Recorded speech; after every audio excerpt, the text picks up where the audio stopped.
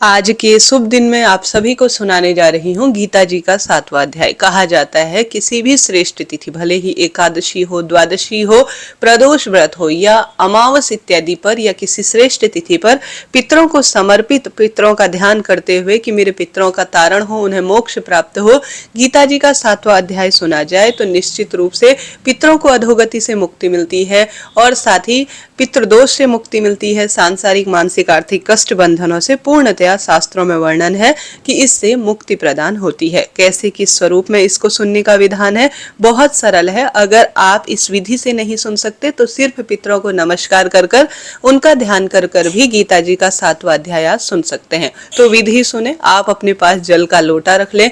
जल के लोटे में कुशा, थोड़ा सा, आज आप सभी कुशा के साथ साथ जौ, काले तिल और कुछ जो है अपनी इच्छा अनुसार इसमें गंगा जल इत्यादि डालकर आसन का चुनाव कर कर पितरों का ध्यान करते हुए कहे कि मैं गीता जी का 7वां अध्याय पितरों के निमित्त श्रवण कर रही हूँ, इसका फल पितरों को प्राप्त हो, ऐसी प्रार्थना करते हुए आप सभी गीता जी का 7वां अध्याय जो सुनाने जा रही हिंदी में, इसे सुनिएगा और बाद में इस जल को दक्षिण दिशा की ओर मुख करते हुए समर्पित कर दीजिएगा। तो गीता जी के 7वें अध्याय में लिखा गया है, जिसमें श्री भगवान बोले, हे पार्थ, अनन्य प्रेम से मुझ में आसक्त चित्त तथा अनन्य भाव से मेरे पारायण होकर योग में लगा हुआ तो जिस प्रकार से संपूर्ण विभूति, बल, ऐश्वर्य आदि गुणों से युक्त सबके आत्मरूप मुझको संशय रहित जानेगा, उसको सुन। मैं तेरे लिए इस विज्ञान सहित तत्व ज्ञान को संपूर्णतया कहूंगा, जिसको जानकर संसार में फिर कुछ और जानने योग्य शेष नहीं रह जाएगा। हजारों मनुष्यों में से कोई मेरी प्राप्ति के लिए यत्न करता है और उन यत्न करने वाले योगियों में भी कोई एक मेरे पारायण होकर मुझको तत्व से अर्थात यथार्थ रूप से जानता है। पृथ्वी, अग्नि, वायु, जल, आकाश, मन, बुद्धि और अहंकार भी यह इस प्रकार 8 प्रकार से विभाजित मेरी प्रकृति है। यह 8 प्रकार के भेदों वाली तो अपरा अर्थात मेरी जड़ प्रकृति है। हे महानुभावों, इससे दूसरी को जिससे यह संपूर्ण जगत धारण किया जाता है, मेरी जीव रूपा परा अर्थात चेतन प्रकृति है। हे अर्जुन, तू ऐसा समझ कि संपूर्ण भूत इन दोनों प्रकृतियों से ही उत्पन्न होने वाले हैं और मैं संपूर्ण जगत का प्रलभ और प्रलय हूँ, अर्थात संपूर्ण जगत का मूल कारण हूँ। हे धनंजय, मुझसे भिन्न कोई दूसरा भी परम कारण नहीं है। यह संपूर्ण जगत सूत्र के और सूत्र की मणियों में सदृश मुझको गुथा हुआ है। हे अर्जुन, मैं जल में रस हूँ, चंद्रमा और सूर्य में मैं प्रकाश हूँ, संपूर्ण वेदों का मैं ओमकार हूँ, आकाश में मैं शब्द हूँ और पुरुषों में मैं पुरुषत्व हूँ। मैं पृथ्वी में पवित्र, गंध और अग्रिम तेज हूँ तथा संपूर्ण भूतों में मैं उनका जीवन हूँ और तपस्वियों में मैं तप हूँ। हे अर्जुन, तू संपूर्ण भूतों का सनातन बीज मुझको ही जान। मैं अभिमानों की बुद्धि और तेजस्वियों का तेज हूँ। हे भरत श्रेष्ठ, मैं बलवानों का आसक्ति और कामनाओं के रहित अर्थात बल सामर्थ्य हूँ और सब भूतों में धर्म के अनुकूल अर्थात शास्त्र के अनुकूल काम हूँ।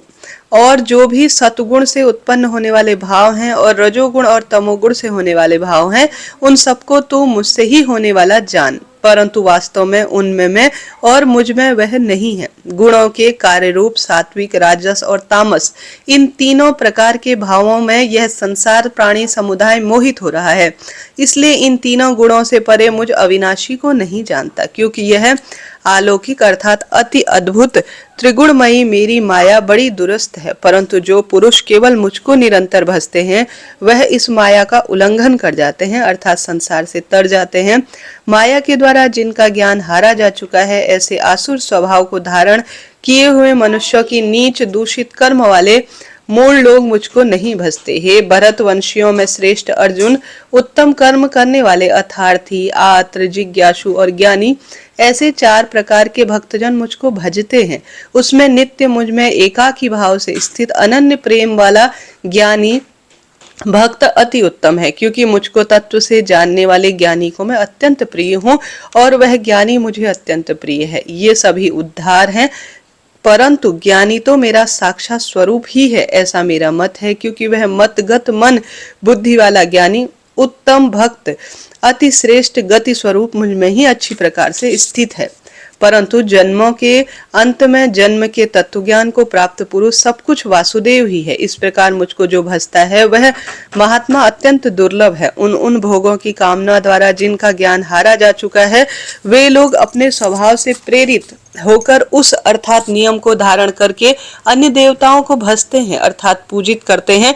जो सकाम भक्त जिस जिस देवता के स्वरूप को श्रद्धा से भजते हैं, उस भक्त को श्रद्धा को मैं उसी देवता के प्रति स्थिर कर देता हूँ। वह पुरुष उस श्रद्धा से युक्त होकर उस देवता का पूजन करता है और उस देवता से मेरे द्वारा ही विधान किए हुए उन इच्छित भोगों को निसंदेह प्राप्त करता है। परंतु उन अल्प बुद्धि वालों का वह फल नाशवान है तथा वह देवताओं को पूजने वाले देवताओं को प्राप्त होते हैं और मेरे भक्त चाहे जैसे भजे अंत में मुझको प्राप्त हो जाते हैं। बुद्धिहीन पुरुष मेरे अनुतम अविनाशी परम भाव को न जानते हुए मन इंद्रियों से परे मुझ सच्चिदानंद परमात्मा को मनुष्य की भांति जन्म कर भक्ति भाव को प्राप्त हुआ मानते हैं।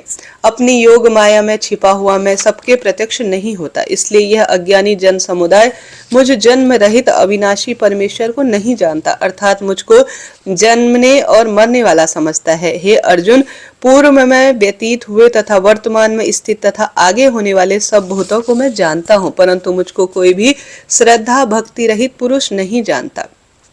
हे भरतवंशी अर्जुन, संसार में इच्छा और द्वेष से उत्पन्न सुख दुख द्वंद्व रूप मोह से संपूर्ण प्राणी अत्यंत अज्ञानता को प्राप्त हो रहे हैं, परंतु निष्काम भाव से श्रेष्ठ कर्मों का आचरण करने वाले जिन पुरुषों का पाप नष्ट हो चुका है, वह राग द्वेष जनित द्वंद्व रूप से मोह से मुक्त दृढ़ निश्चयी भक्त मुझको सब प्रकार से भजते हैं। जो मेरे शरण होकर जरा और मरण से छूटने के लिए यत्न करते हैं, वह पुरुष उस ब्रह्मा को, संपूर्ण अध्यात्म को, संपूर्ण कर्म को जानते हैं। जो पुरुष अधिभूत और अधिदेव के सहित तथा अधियज्ञ के सहित अर्थात सबका आत्मस्वरूप मुझको अंत काल में भी जानते हैं, वह युक्त चित्त पुरुष मुझे सदा सर्वदा जानते हैं और अर्थात मुझे पूर्ण रूप से प्राप्त हो जाते हैं। गीता जी का 7वां अध्याय पूर्ण। इस विषय में भगवान शिव कहते हैं, हे पार्वती, अब मैं 7वें अध्याय का महत्व बताता हूँ, जिसे सुनकर कानों में अमृत राशि भर जाती है। पाटलिपुत्र नामक एक दुर्गम नगर है, जिसका गोपुर अर्थात द्वार बहुत ही ऊंचा है। उस नगर में शंकुकर्ण नाम का एक ब्राह्मण रहता था। उसने वैश्यावृत्ति का आश्रय लेकर बहुत धन कमाया, किंतु न तो कभी पितरों का तर्पण किया और न ही देवताओं का पूजन किया। वह धन उपार्जन में तत्पर होकर राजाओं को ही भोज कराया करता था। एक समय की बात है, उस ब्राह्मण ने अपना चौथा विवाह करने के लिए पुत्रों और बांधवों के साथ यात्रा की। मार्ग में आधी रात के समय वह सो ही रहा था कि एक सर्प कहीं से आया और उसकी बाह को काट ले गया। उसके काटते ही ऐसी अवस्था हो गई कि मणि मंत्र और औषधि आदि भी उसके शरीर की रक्षा असाध्य जान पड़ रही थी। इसके पश्चात कुछ ही क्षणों में उसके प्राण पखेरु उड़ गए और वह बन गया प्रेत। फिर बहुत समय के बाद वह प्रेत सर्प योनि में उत्पन्न हुआ। उसका वित्त धन की वासना में बंधा हुआ था। उसने पूर्ण वृतांत का स्मरण करके सोचा, मैंने घर के बाहर करोड़ों की संख्या में जो अपना धन गाड़ रखा है, इससे अपने पुत्र को वंचित करके स्वयं ही उसकी रक्षा करूंगा। सांप की योनि में पीड़ित होकर पिता ने एक दिन स्वप्न में अपने पुत्रों के समक्ष आकर अपना मन का भाव बताया। तब उनके पुत्रों ने सवेरे उठकर बड़े आश्चर्य के साथ एक दूसरे अन्य जो बात हुई थी स्वप्न की, वह एक दूसरे से कही। उसमें से मझला पुत्र कुदाल हाथ में लेकर घर के बाहर निकला और जहां पिता सर्प योनि में धारण किए हुए बैठे थे, उस स्थान पर गया। यद्यपि उसे धन के स्थान का कोई ठीक ठीक ज्ञात नहीं था, फिर भी उसने चिन्हों के माध्यम से ठीक ठीक निश्चय कर ही लिया और लोभ बुद्धि से वहां पहुंचकर बांबी को खोदना आरंभ किया। तब उस बांबी में बड़ा भयानक सांप प्रकट हुआ और बोला, ओ मूर्ख, तू कौन है? किस लिए आया है? यह बिल क्यों खोद रहा है? किसने तुझे यहाँ भेजा है? यह सारी बात मेरे सामने बता। पुत्र बोले, मैं आपका पुत्र हूँ, मेरा नाम शिव है। रात्रि में देखे हुए स्वप्न से आश्चर्यचकित होकर यहाँ स्वर्ण लेने के कौतूहल से आया हूँ। पुत्र की यह वाणी सुनकर वह सांप हंसता हुआ उच्च स्वर में बोला। स्पष्ट रूप से उसने वचन से कहा, यदि तू मेरा पुत्र है तो मुझे शीघ्र ही बंधन से मुक्त कर। मैं अपने पूर्व जन्म के गाड़े हुए धन के लिए सर्प योनि में उत्पन्न हुआ हूँ।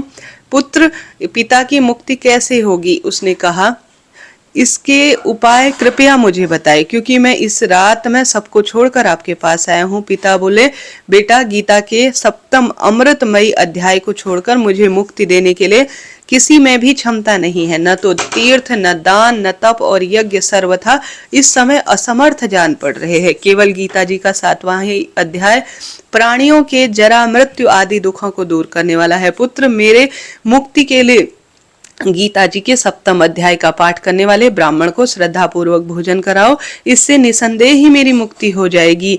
वत्स, अपनी शक्ति के अनुसार पूर्ण श्रद्धा के साथ निर्व्यसनी और वेद विद्या में प्रवीण अन्य ब्राह्मणों को भोजन कराना।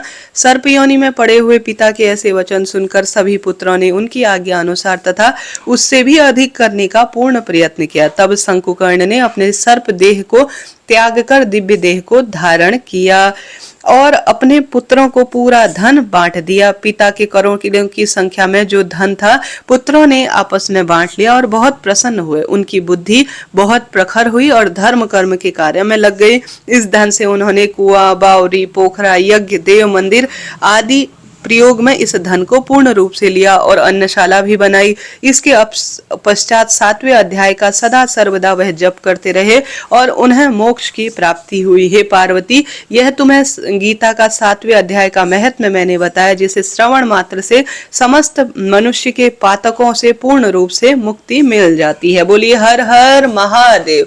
पितृ देवता की जय। प्रिय श्रोताजनों, आज के शुभ अवसर पर मैंने आपको गीता का 7वां अध्याय सुनाया। इससे पहले मैंने कथा इत्यादि संपूर्ण बात बताई है। शिवरात्रि पूजा विधि इसी चैनल के नीचे कमेंट्स में पिन है, आप जरूर देखिएगा। श्री शिवाय नमस्तुभ्यम।